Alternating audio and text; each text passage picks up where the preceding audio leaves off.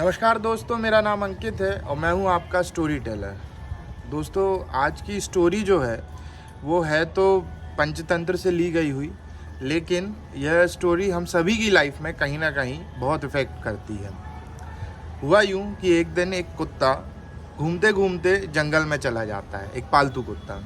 वहाँ जंगल में उसको एक भेड़िया मिलता है और भेड़िया और कुत्ता आपस में बात करने लगते हैं। भेड़िया उस कुत्ते को देख के कहता है कि मित्र, देखने में तो तुम हमारी ही प्रजाति के नज़र आते हो, लेकिन तुम काफ़ी तंदुरुस्त हो, काफ़ी हट्टे कट्टे हो, तो क्या बात है, तुम शिकार में बहुत अच्छे मालूम होते हो। तो वो कहता है, नहीं, मैं शिकार नहीं करता, मैं जहाँ रहता हूँ वह लोग बड़े अच्छे हैं और वो लोग मुझे खाने के लिए सुबह शाम भोजन दिया करते हैं। तो कहता है, अरे वाह, ये तो बड़ी ही अच्छी बात है। यहाँ जंगल में तो हम लोगों को जब तक शिकार ना करो तब तक भोजन ही प्राप्त नहीं होता, और क्या होता है? तो बोला, और घर में रहने की सुविधा प्राप्त है, पीने के लिए साफ़ पानी प्राप्त है, और उसके अलावा जो सुबह शाम का भोजन है वो तो है ही है। कहता, अरे वाह मित्र, तुम तो बड़े ही स्वर्ग जैसी जगह पे रहते हो, चलो हमें भी ले चलो, शायद हमारा भी कुछ उद्धार हो जाएगा। तो वो कुत्ता उस भेड़िए को अपने साथ कहता है, चलो मेरे साथ चलो, जहाँ मैं रहता हूँ वो लोग बड़े ही अच्छे हैं और वो ज़रूर तुम्हें भी हमारे साथ रख लेंगे। चलो, दोनों चल पड़ते हैं। अचानक चलते चलते भेड़िए की नज़र कुत्ते के गले में पड़े हुए पट्टे पे जाती है और वो उससे बोलता है कि मित्र, एक बात बताओ, ये गले में तुम्हारे क्या बंधा हुआ है?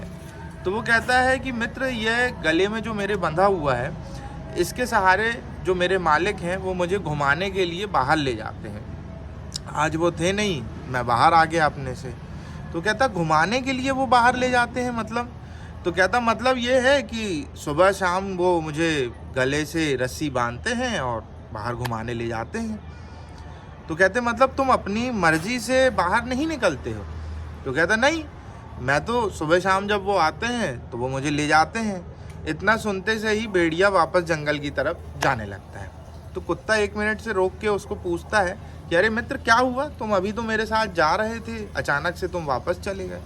तो बोला, भाई ऐसा है कि मुझे अपनी आज़ादी की 2 रोटी सूखी पक्की अच्छी लगती हैं। जो मैं भोजन करता हूँ, जो शिकार करके प्राप्त होता है, वो मुझे अच्छा लगता है, किंतु किसी और के अधीन रह के उसके मन के मुताबिक रहते हुए खाना प्राप्त करना मुझे स्वीकार नहीं है। मुझे अपनी स्वतंत्रता की सूखे भोजन बहुत पसंद है, बजाय परतंत्रता के।